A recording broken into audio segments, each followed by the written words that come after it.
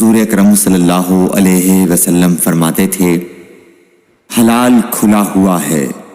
اور حرام بھی کھلا ہوا ہے،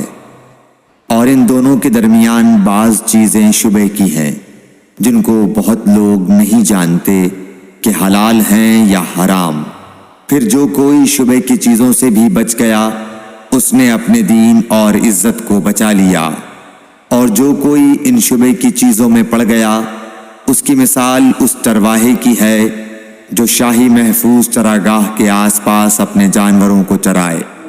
وہ قریب ہے کہ کبھی اس چراگاہ کے اندر گھس جائے اور شاہی مجرم قرار پائے۔ سن لو،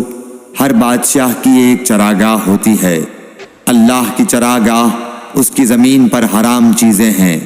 پس ان سے بچو۔